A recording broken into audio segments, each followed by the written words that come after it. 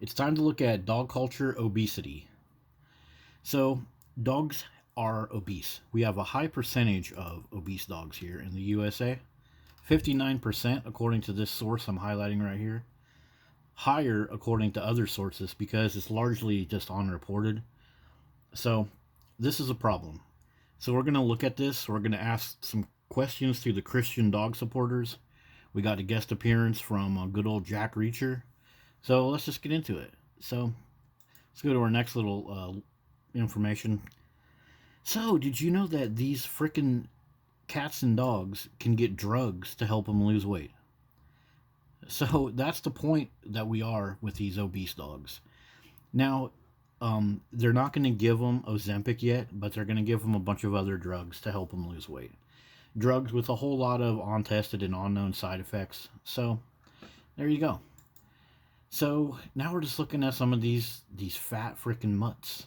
You know, this is the world that we live in. Look at this nasty stuff. These dogs, look at this freaking, what the F? My God, people.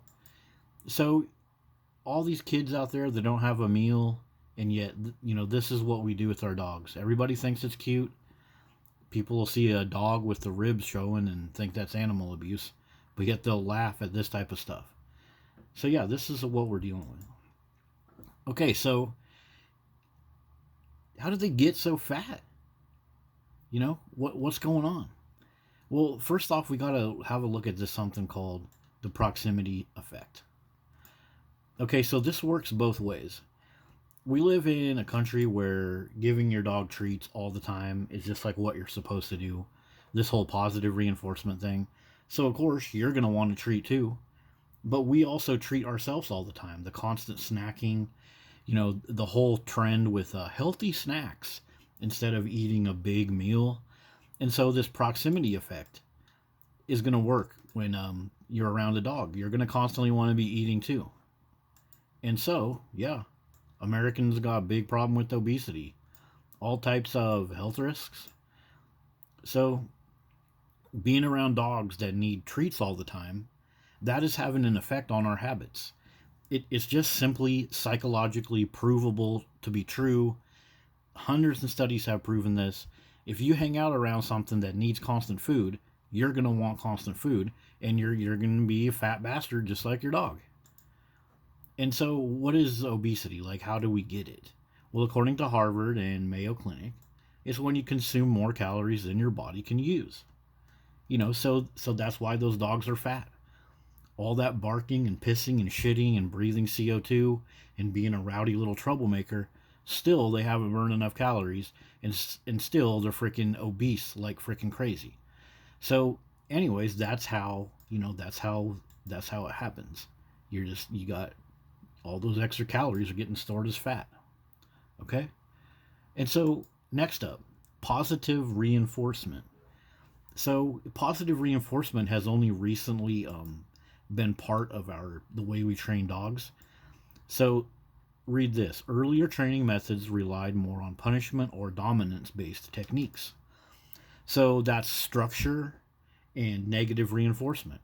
It's like in the wild, when an animal knows its place in the pack, when an animal knows if it does certain habits, it'll get hurt, the animal functions perfectly in the pack. But we as humans think that we need to do this bullshit, positive reinforcement all the time. And what is positive reinforcement? Constantly shoving snacks down the throat of this freaking greedy, gluttonous, overweight thing. You know, a dog can survive on one high protein meal and be fine literally for 2 or 3 days. But instead, we're creating this glutton. We're creating this gluttonous thing that needs constant positive reinforcement for even, you know, the most ridiculous of a thing. And there's plenty of articles you can read, like this one from the Doberman Forum, about how positive reinforcement, it's just marketed like so crazy. It's like how cigarettes used to be marketed back in the day. And so, yeah, owners, they frequently treat their dogs.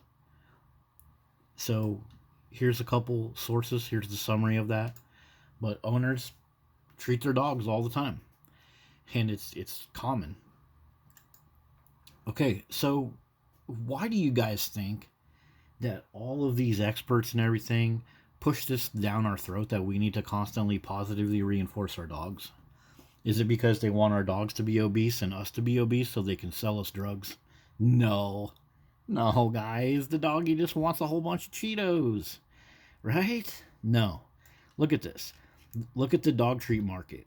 11.3 billion with a compound annual growth rate of 9.59%.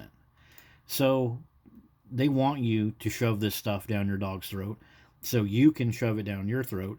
And yeah, this is all about controlling you, controlling your spending habits, and making you obese and dependent on all this stuff. And it's easily provable. If you look at the numbers, you look at stuff like this, and you look at the way a pack animal, a dog, is actually designed to function. Having snacks and treats all day is not how a dog is designed to function, and it's not how you're designed to function either. But convincing you that your dog needs all these treats and having hundreds and thousands of different treat brands on the market, those habits fall onto you and make you obese too. Okay, so now a question for our Christian dog supporters. They're God's creatures. No, they're not. They're a product that was created by inbreeding and forced breeding. But gluttony is considered one of the 7 deadly sins in Christianity, defined as the excessive indulgence in eating and drinking to the point of waste. That's dogs, guys. That's dogs. That's these freaking things. Look at them. Hey, can you spare a meal, sir, for some hungry kids? No, they can't. And so one of the 7 deadly sins is gluttony. And so dogs are committing gluttony, and dogs are encouraging their owners to commit gluttony through that proximity effect that we talked about earlier. And look at why gluttony is viewed as a deadly sin. Because it's a lack of self-control, and it can lead to other immoral behaviors. Yeah, other immoral behaviors like ignoring your family to feed your dog, ignoring yourself to feed your dog, ignoring your nutrition to get more cheap treats for your dog. Dog culture is full of immoral behavior. Bestiality, the killing of children, the killing of toddlers, senior citizens. You're supposed to honor your elders, but yet dogs target senior citizens at a higher rate than other people. So yeah, it leads to other immoral behaviors, this freaking nasty dog culture. And for our last little information share here, here's an example of the other immoral behavior that dog culture leads to. This is one of the most common themes right here that is played out in this little Jack Reacher video. But Jack Reacher sees a dog tied up on a fence, and then he decides to go pummel this dog owner right here. This guy right here in the back.